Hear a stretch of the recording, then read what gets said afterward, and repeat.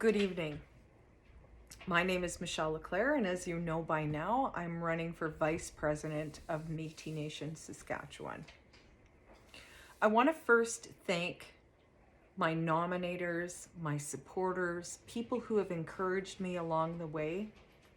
And I ask you, if you haven't voted already, to vote for Michelle LeClair for change tomorrow, May 29th.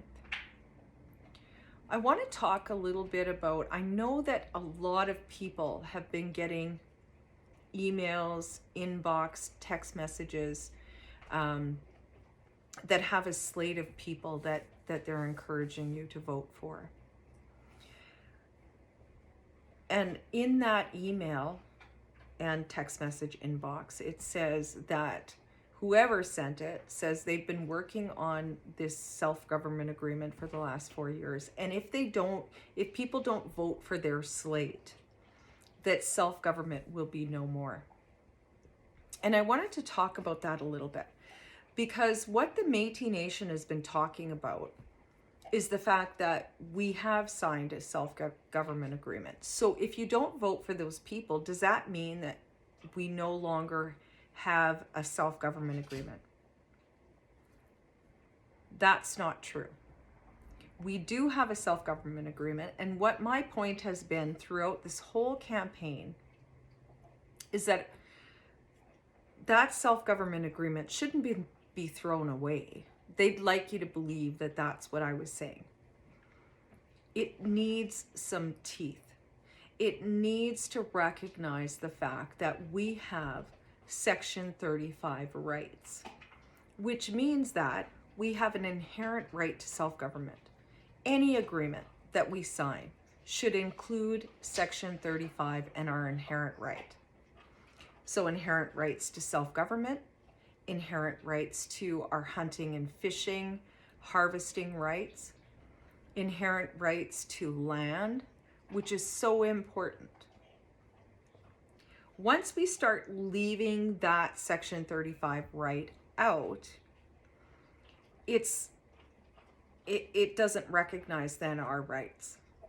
And our inherent rights under Section 35 are foundational. It's what Riel talked about. It's what Jim Sinclair talked about. It's what leaders in the past have always talked about, our rights to land, government, our own governance structures, all of that kind of thing. And certainly our right to harvest and to hunt and to fish. So please look at the candidates. Look at that people are trying to influence our voters to believe that if they don't vote for a certain slate, I guess, let's call it a certain slate, then their rights are in jeopardy. What we've seen in the past 4 years is, in order for you to get your card, or even in order for you to vote, you've had to say that you're giving up your rights to somebody else to argue on your behalf without being consulted about those changes in legislation and all of those things. So think about that, and think about the fact that we need to protect, at the end of the day, we need to protect our rights. And all I have been saying throughout this is that let's not sell out our rights. Let's protect our community. Let's protect our culture. Vote for me tomorrow, May 29th. I've been listening and I've been hearing what you're saying. And we need to make a change. So as I said, whether you vote for me or you look at all those candidates and you think about what is best for you and what is best for your kids, your grandkids, what's best for our community. So with that, good night, and we'll see what happens tomorrow. I pray that we make a change. Vote Michelle LeClair tomorrow, May 29th. Have a good evening.